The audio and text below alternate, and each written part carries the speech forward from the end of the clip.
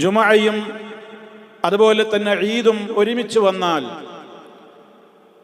ജുമഅ നിർബന്ധമുണ്ടോ? ജുമഅയിൽ പങ്കെടുക്കൽ ആവശ്യമുണ്ടോ? അതോ ഈദിൻ്റെ ആ ഒരു നിസ്കാരം നിർവഹിക്കുന്നതോടുകൂടി ജുമഅയുടെ ബാധ്യത നമ്മിൽ നിന്ന് മാറിപ്പോകുമോ?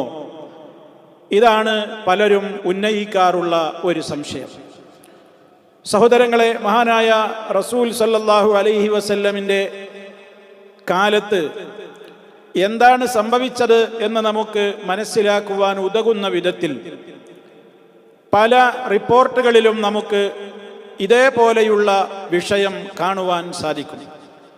മഹാനായ സഹാബി മുആവിയ റളിയല്ലാഹു തആല അൻഹു സയ്യിദ് ബിൻ അർഖം റളിയല്ലാഹു അൻഹു എന്ന മറ്റൊരു സഹാബിയോട് ഒരിക്കൽ ഇപ്രകാരം ചോദിക്കുകയുണ്ടായി: ഹൽ ശഹിദത മഅ റസൂലില്ലാഹി സ്വല്ലല്ലാഹു അലൈഹി വസല്ലമ ഈദൈനി ഇജ്തമഅ ഫീ യൗമിൻ വാഹിദിൻ.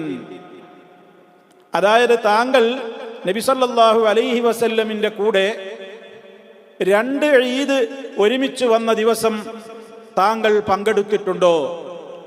ഉദ്ദേശിക്കപ്പെടുന്നത് വെള്ളിയാഴ്ചയും അതേപോലെ തന്നെ ഈദും ഒരുമിച്ച് വന്ന ദിവസം താങ്കൾ നബിയുടെ കൂടെ ഹാജരായിട്ടുണ്ടോ എന്നാണ് ചോദ്യം. സയ്യിദ് റളിയല്ലാഹു തആല അൻഹുവിന്റെ മറുപടി: അതെ, ഞാൻ പങ്കെടുത്തിട്ടുണ്ട്. മുആവിയ റളിയല്ലാഹു അൻഹു തിരിച്ചു ചോദിച്ചു: എങ്കിൽ കൈഫ സനഅ, എപ്രകാരമാണ് നബി സല്ലല്ലാഹു അലൈഹി വസല്ലമ അന്ന് പ്രവർത്തിച്ചത്? അപ്പോൾ സയ്യിദ് റളിയല്ലാഹു തആല അൻഹു മറുപടി പറയുകയാണ്: സ്വല്ലൽ ഈദ ثم رخص في الجمعة فقال من شاء أن يصلي فليصلي. പ്രമുഖരായ ധാരാളം മുഹദ്ദിസുകൾ ഉദ്ധരിച്ചിട്ടുള്ള ഒരു സഹീഹായ ഹദീസാണിത്.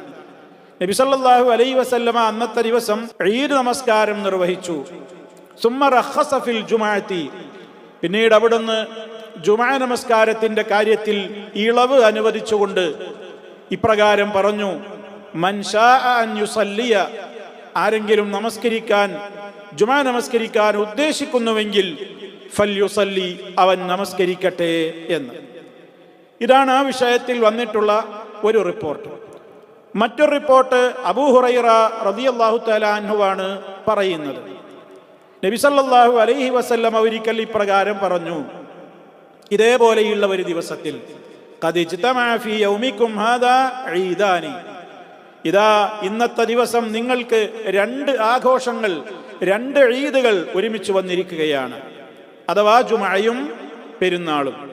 ഫമൻ ശാഅ അജ്സഅഹു മിനൽ ജുമഅ, ആരെങ്കിലും ഉദ്ദേശിക്കുന്നുവെങ്കിൽ ജുമഅക്ക് പകരം അവന് ഇത് മതിയാകുന്നതാണ്.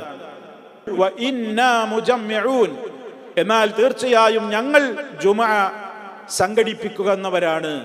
ഞങ്ങളിവിടെ ജുമഅ സംഘടിപ്പിക്കുന്നവരുണ്ട്. എന്നാൽ സാധ്യതയില്ലാത്ത ആളുകൾക്ക് വരാൻ ഉദ്ദേശിക്കുന്നില്ലെങ്കിൽ അവർക്ക് വിരോധമില്ല, അവരുടെ ജുമഅ അവർക്ക് നിർബന്ധമില്ല എന്ന് നബി സല്ലല്ലാഹു അലൈഹി വസല്ലമ പറഞ്ഞ മറ്റൊരു റിപ്പോർട്ടാണ് ഇപ്പോൾ നമ്മൾ കേട്ടത്.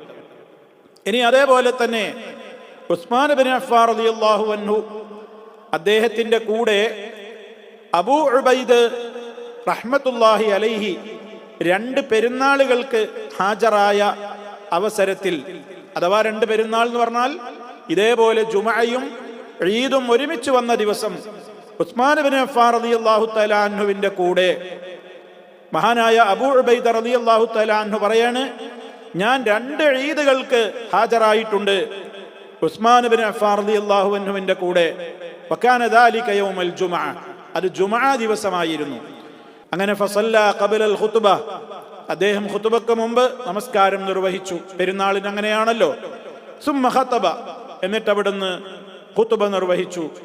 ആ ഖുത്ബയിൽ അവിടുന്ന് ഇപ്രകാരം പറഞ്ഞു: യാ അയ്യുഹന്നാസ്, ഹേ ജനങ്ങളെ, ഇന്ന ഹാദാ യൗമുൻ, ഇതാ ഇന്നത്തെ ഈ ദിവസം, ഖദ് ഇജ്തമഅ ലക്കും ഫീഹി ഈദാനി, ഇന്നത്തെ ദിവസം നിങ്ങൾക്ക് രണ്ട് പെരുന്നാളുകൾ അഥവാ ജുമഅയും ഈദും ഒരുമിച്ച് വന്നിരിക്കുകയാണ്.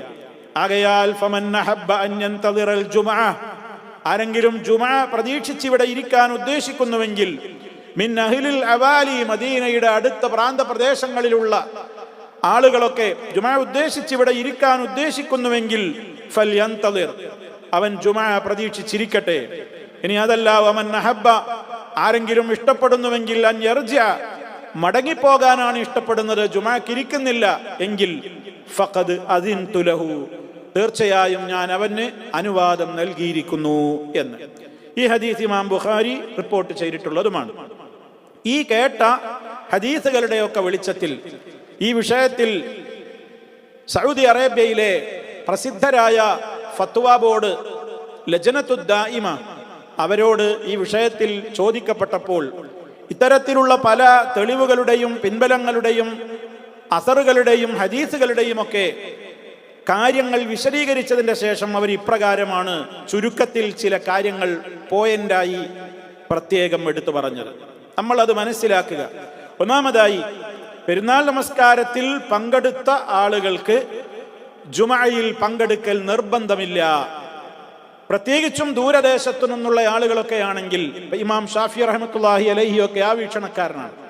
ദൂരദേശത്തു നിന്നുള്ള ആളുകൾക്കാണ് അങ്ങനെ അവർക്ക് അളവുള്ളത്, അവർക്കൊന്നും വരേണ്ടതില്ല, ഏതിലെങ്കിലും ഈ പെരുന്നാളിൽ മാത്രം പങ്കെടുത്താൽ മതി എന്ന വീക്ഷണമാണ് മഹാനായ ഇമാം ഷാഫി റഹ്മത്തുള്ളാഹി അലൈഹിക്കുള്ളത്.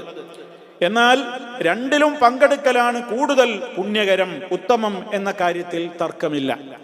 ഒരാൾ പെരുന്നാൾ നമസ്കാരം നിർവഹിച്ചു, ഇനിയിപ്പോൾ അയാൾക്ക് ജുമാക്ക് വരണമെങ്കിൽ കുറേ ദൂരെയാണ്, അല്ലെങ്കിൽ അയാൾ ജുമാക്ക് വരാൻ എന്തെങ്കിലുമൊക്കെ അയാൾക്ക് കുറച്ചൊക്കെ പ്രയാസങ്ങളുണ്ട് എങ്കിൽ മറ്റ് ദിവസങ്ങളെ പോലെയല്ല ജുമഅ ആ വ്യക്തിയെ സംബന്ധിച്ചിടത്തോളം, പെരുന്നാളിന്റെ നിസ്കാരത്തിൽ പങ്കെടുത്ത ഒരു വ്യക്തിയെ സംബന്ധിച്ചിടത്തോളം ജുമഅ സാധാരണ വെള്ളിയാഴ്ചകളിലെ പോലെ അയാൾക്ക് നിർബന്ധമില്ല. എന്നാൽ അതിന്റെ അർത്ഥം അയാൾ ഇങ്ങനെ മടിപിടിച്ച് വീട്ടിലിരിക്കണമെന്നാണോ? അല്ല. അയാളുടെ അടുത്ത് പള്ളികളുണ്ട്, സൗകര്യം ഉണ്ടെങ്കിൽ അയാൾ ജുമഅക്കും പോകൽ തന്നെയാണ് ഉത്തമം. ഇന്നത്തെ കാലഘട്ടം അങ്ങനെയാണ്. മുഴത്തിന് പള്ളികൾ, ഓരോരുത്തരുടെയും താമസ സൗകര്യങ്ങൾക്ക് അടുത്ത് തന്നെ പള്ളികളുണ്ട്, ജുമഅ അവിടെ നടക്കുന്നുണ്ട്.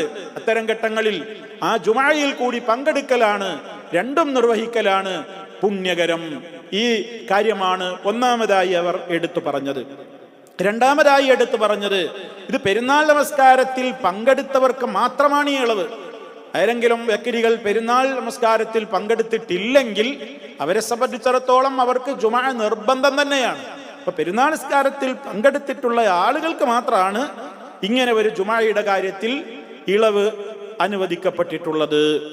ഇനി അതോടൊപ്പം തന്നെ നേരത്തെ കേട്ട ഹദീസിൽ നമ്മൾ മനസ്സിലാക്കിയല്ലോ, ഉസ്മാൻ റളിയല്ലാഹു തആല അൻഹു പറഞ്ഞില്ലേ, ഇന്നാ മുജമ്മിഊൻ വ ഇന്നാ മുജമ്മിഊൻ, തീർച്ചയായും ഞങ്ങൾ ഇവിടെ ജുമഅ നിർവഹിക്കുന്നതാണ്, സംഘടിപ്പിക്കുന്നതാണ് എന്ന് പറഞ്ഞാൽ അതിന്റെ ഉദ്ദേശം എന്താണ്? ഇമാമിന് ജുമഅ നിർബന്ധം തന്നെയാണ്. സാധാരണ ജുമഅ സംഘടിപ്പിക്കുന്ന ഇമാമിനെ സംബന്ധിച്ചിടത്തോളം ആ ഇമാമിന് ജുമഅയും നിർബന്ധം തന്നെയാണ്. അദ്ദേഹം പെരുന്നാൾ നമസ്കാരത്തിനു നിന്ന ഇമാമ് തന്നെയാണ്, പക്ഷെ അദ്ദേഹത്തെ സംബന്ധിച്ചിടത്തോളം ജുമഅയും നിർബന്ധമാണ്. എന്താ കാരണം? പെരുന്നാളിന്റെ ആ നമസ്കാരത്തിൽ പങ്കെടുക്കാത്ത ആളുകൾക്കും അതേപോലെ തന്നെ ഏറ്റവും കൂടുതൽ ശ്രേഷ്ഠകരമാണല്ലോ രണ്ടിലും പങ്കെടുക്കൽ എന്ന നിലക്ക് വരാൻ ഉദ്ദേശിക്കുന്നവർക്കും വേണ്ടി ജുമഅ അവിടെ സാധാരണ പോലെ തന്നെ സംഘടിപ്പിക്കപ്പെടേണ്ടതുണ്ട്. അതുകൊണ്ട് ജുമഅ പള്ളികളിൽ മുടങ്ങാൻ പാടില്ല, ജുമഅ നടക്കണം എന്നുള്ളതാണ് മൂന്നാമത്തെ കാര്യമായി എടുത്തു പറഞ്ഞത്. നാലാമതായി നമ്മൾ അതിൽ നിന്ന് പ്രത്യേകം എടുത്ത് മനസ്സിലാക്കേണ്ടതായി അവർ പ്രത്യേകം എടുത്തു പറഞ്ഞ കാര്യം എന്താണ്? ഇതുകൊണ്ട് ളുഹ്ർ ഒരിക്കലും നഷ്ടപ്പെടാൻ പാടില്ല. ളുഹ്ർ അതുകൊണ്ട് നിർബന്ധ ബാധ്യത ഇല്ലാതാകുന്നില്ല. ചിലരൊക്കെ അങ്ങനെ അഭിപ്രായപ്പെട്ടിട്ടുണ്ട്. പെരുന്നാൾ നിസ്കാരം നിർവഹിച്ചു കഴിഞ്ഞാൽ പിന്നെ അന്ന് അയാൾക്ക് പിന്നെ ജുമഅയും വേണ്ട, പകരം ളുഹ്റും നിസ്കരിക്കേണ്ടതില്ല എന്ന ഒറ്റപ്പെട്ട ചില വീക്ഷണക്കാരുണ്ട്. അത് ശരിയല്ല. മറിച്ച് ആ ജുമഅയിൽ ഒരാൾ വരാൻ ഉദ്ദേശിക്കുന്നില്ല, ജുമഅക്ക് ഒരാൾ പങ്കെടുക്കുന്നില്ലെങ്കിൽ അയാൾ എന്ത് ചെയ്യണം? അയാൾ ളുഹ്ർ 4 റക്അത്ത് നിസ്കരിക്കൽ അയാൾക്ക് നിർബന്ധം തന്നെയാണ്. ളുഹ്ർ ഏതായാലും ഒഴിവാകുന്നില്ല. ഇത്തരം കാര്യങ്ങളാണ് ഈ വിഷയത്തിൽ ഈ മേൽ പറഞ്ഞിട്ടുള്ള തെളിവുകളും രേഖകളുമൊക്കെ എടുത്തുദ്ധരിച്ചുകൊണ്ട് പണ്ഡിതന്മാർ പ്രസ്താവിച്ചിട്ടുള്ളത്. അതുകൊണ്ട് തന്നെ സഹോദരങ്ങളെ, സ്വാഭാവികമായും എപ്പോഴും ഉണ്ടാകാറുള്ള ഒരു സംശയം പോലെ ഈ പ്രാവശ്യവും 29-ന് ശവ്വാൽ പിറ ദൃശ്യമാവുകയാണെങ്കിൽ വെള്ളിയാഴ്ച ആയിരിക്കും പെരുന്നാൾ വരിക. അപ്പൊ സംശയമുണ്ടാകും, രണ്ടും കൂടെ വന്ന ഏതെങ്കിലും ഒന്നുപോലെ, പിന്നെ ളുഹർ വേണോ ഈ ജുമാ വേണോ എന്നൊക്കെയുള്ള ചർച്ചകൾ വരും എന്നു പ്രതീക്ഷിച്ചുകൊണ്ടാണ് ഇൻഷാ അള്ളാഹ് ഈ ഒരു കാര്യം ഓർമ്മപ്പെടുത്തിയത്.